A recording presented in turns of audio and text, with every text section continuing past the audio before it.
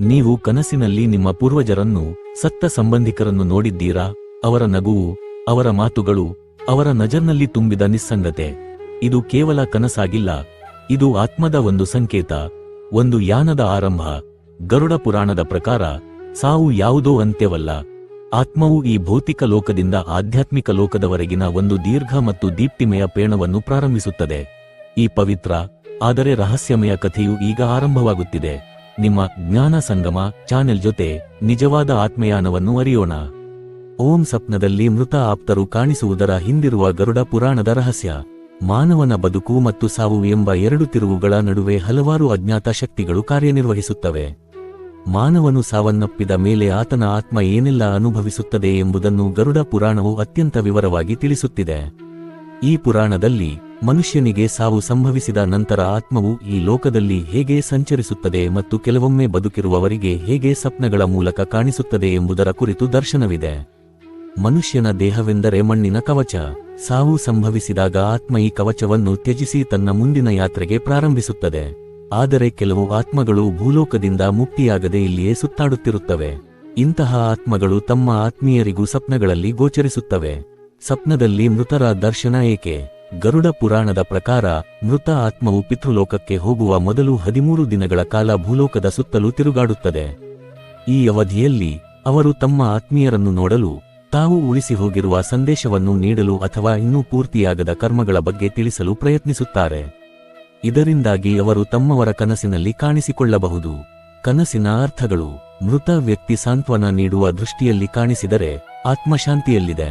ಕಣ್ಣೀರಿಟ್ಟುಕೊಳ್ಳುತ್ತಿರುವ ಅಥವಾ ಕೋಪಗೊಂಡ ಸ್ಥಿತಿಯಲ್ಲಿ ಇದ್ದರೆ ಪಿಂಡದಾನ ಅಥವಾ ಶ್ರಾದ್ದದ ಕೊರತೆ. ಆಹಾರ ಕೇಳುತ್ತಿರುವ ಕನಸು, ತರ್ಪಣ ಅಥವಾ ಭಕ್ತಿಯಿಂದ ಪುಣ್ಯ ಕಾರ್ಯಗಳ ಅಗತ್ಯವಿದೆ. ಮೃತ ವ್ಯಕ್ತಿಯು ಕರೆದುಕೊಂಡು ಹೋಗುತ್ತಿದ್ದರೆ ಆತ್ಮದ ತೆಳ್ಳಗಿನ ಸಂಪರ್ಕದ ಸೂಚನೆ. ದಯವಿಟ್ಟು ಇಂತಹ ಕನಸಿಗೆ ಅತ್ಯಂತ ಗಂಭೀರವಾಗಿ ಪ್ರತಿಕ್ರಿಯಿಸಿ. ಏನು ಮಾಡಬೇಕು? ಈ ರೀತಿಯ ಕನಸುಗಳು ಮರೆಯದೆ ಗರುಡ ಪುರಾಣದ ಆಧಾರದಲ್ಲಿ ಶ್ರಾದ್ದ, ತರ್ಪಣ ಮತ್ತು ಪಿಂಡದಾನ ಮಾಡುವುದು ಅತ್ಯಂತ ಮುಖ್ಯ. ಇದರಿಂದ ಮೃತರ ಆತ್ಮಗಳಿಗೆ ಶಾಂತಿ ಸಿಗುವುದು ಮಾತ್ರವಲ್ಲದೆ ನಿಮ್ಮ ಕುಟುಂಬದಲ್ಲಿರುವ ಪಿತೃದೋಷವು ಪರಿಹಾರವಾಗಬಹುದು. ಆಧ್ಯಾತ್ಮಿಕ ನುಡಿಗಳು ಹೇಳುತ್ತವೆ, ಪಿತೃ ಸೇವನೆಯಿಂದ ದೇವತೆಗಳ ಸೇವೆ ಫಲಿತವಾಗುತ್ತದೆ. ಪಿತೃರು ಸಂತೋಷಪಟ್ಟರೆ ದೇವತೆಗಳು ಕೂಡ ಕೃಪೆ ತೋರಿಸುತ್ತಾರೆ. ಪ್ರಾರ್ಥನೆ ಮಣಿಗಳು. ನೀವು ಇತ್ತೀಚೆಗೆ ಇಂತಹ ಕನಸು ಕಂಡಿದ್ದರೆ ದಯವಿಟ್ಟು ಅದನ್ನು ಗಂಭೀರವಾಗಿ ತೆಗೆದುಕೊಳ್ಳಿ. ಮೃತರ ಆತ್ಮಗಳಿಗೆ ನಾವು ಕೊಡುವ ಪ್ರೀತಿಯ ಉಪಹಾರವೇ ಶ್ರದ್ಧೆಯಿಂದ ಮಾಡಿದ ಶ್ರಾದ್ದ, ತರ್ಪಣ ಮತ್ತು ಪ್ರಾರ್ಥನೆ. ಓಂ. ಮೃತ್ಯುವಿನ ನಂತರ ಆತ್ಮ ಎಲ್ಲಿ ಹೋಗುತ್ತದೆ? ಗರುಡ ಪುರಾಣದ ಆಧ್ಯಾತ್ಮಿಕ ಯಾನ. ಪ್ರತಿಯೊಬ್ಬ ಜೀವಿಗೂ ಒಂದು ದಿನ ಸಾವು ಅನಿವಾರ್ಯ. ಆದರೆ ಮನುಷ್ಯನ ಬದುಕಿನ ಅತ್ಯಂತ ರಹಸ್ಯಮಯ ಭಾಗವೆಂದರೆ ಸಾವು ನಂತರದ ಆತ್ಮದ ಯಾನ. ಗರುಡ ಪುರಾಣ ಈ ವಿಷಯದಲ್ಲಿ ಅತ್ಯಂತ ವಿಶಿಷ್ಟವಾದ ವಿವರಣೆ ನೀಡುತ್ತದೆ.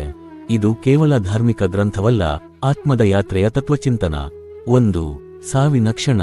ಗರುಡ ಪುರಾಣದ ಪ್ರಕಾರ ಮನುಷ್ಯನು ಪ್ರಾಣ ತ್ಯಜಿಸುವ ಹೊತ್ತಿನಲ್ಲಿ ಯಮದೂತರ ಆಗಮನವಾಗುತ್ತದೆ. ಈ ಯಮದೂತರು ಆತ್ಮವನ್ನು ದೇಹದಿಂದ ಹೊರತೆಗೆಯುತ್ತಾರೆ. ದೇಹ ಬಿಟ್ಟು ನಿರಾಕಾರ ರೂಪದಲ್ಲಿ ಆತ್ಮ ಹೊರಬರುತ್ತದೆ.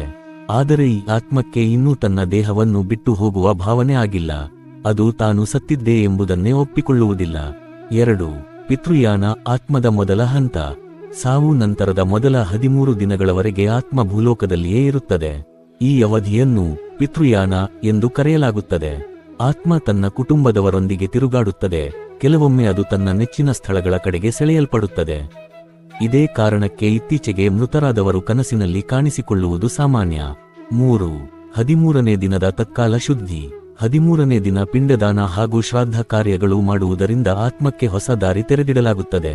ಗರುಡ ಪುರಾಣದಲ್ಲಿ ಹೇಳುವುದೇನೆಂದರೆ, ಯಾರು ಶ್ರಾದ್ದ ನೆರವೇರಿಸುತ್ತಾರೋ ಅವರು ಪಿತೃಗಳಿಗೆ ಗತಿಯ ದಾರಿ ತೋರಿಸುತ್ತಾರೆ. 4.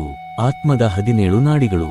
ಗರುಡ ಪುರಾಣದಲ್ಲಿ ಉಲ್ಲೇಖವಾಗಿರುವ ಪ್ರಕಾರ ದೇಹದೊಳಗೆ 101 ನರಗಳಿವೆ. ಈ ನರಗಳಲ್ಲಿ ಒಂದು ಶ್ರೇಷ್ಠವಾದ ನರ ಸುಷುಮ್ನ. ಈ ನರದ ಮೂಲಕ ಹೊರಬರುವ ಆತ್ಮಕ್ಕೆ ಪರಮಗತಿಯ ದಾರಿ ದೊರೆಯುತ್ತದೆ. ಆದರೆ ಅಹಂಕಾರ, ಕ್ರೋಧ, ದ್ವೇಷ ಮತ್ತು ಆಸ್ತಿಗಳಿಂದ ತುಂಬಿದ ಆತ್ಮಗಳು ದುರ್ಗತಿಗೆ ಒಳಪಡುವ ಸಾಧ್ಯತೆಗಳಿವೆ. 5. ಆತ್ಮ ಪರಲೋಕಕ್ಕೆ ಪ್ರಯಾಣ. 13ನೇ ದಿನದ ನಂತರ ಆತ್ಮ ಚಂದ್ರಮಂಡಲ ದಿಂದ ಆರಂಭವಾಗಿ ಯಮಲೋಕದ ಕಡೆಗೆ ಪ್ರಯಾಣ ಪ್ರಾರಂಭಿಸುತ್ತದೆ.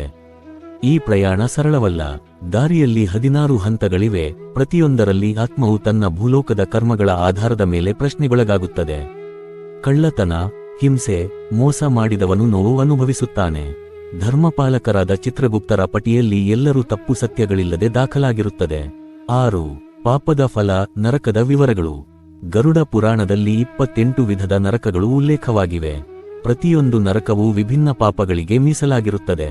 ಉದಾಹರಣೆಗೆ, ಅಂಡತಾಮಿಶ್ರ ಕಪಟ ಸಂಗತಿಗಳಿಗೆ, ರೂರು ಹಿಂಸೆಗೊಳಪಡಿಸಿದವರಿಗೆ, ಕಾಕೋಲ ನರಹತ್ಯೆಗೆ. ಆತ್ಮ ತನ್ನ ಪಾಪ ಪುಣ್ಯಗಳನ್ನು ಅನುಭವಿಸಿ ಶುದ್ಧಿಯಾದ ಮೇಲೆ ಪುನರ್ಜನ್ಮ ಅಥವಾ ಮುಕ್ತಿಗೆ ಅರ್ಹವಾಗುತ್ತದೆ. 7. ಪಿತೃಕೃತ್ಯಗಳ ಪ್ರಾಮುಖ್ಯತೆ.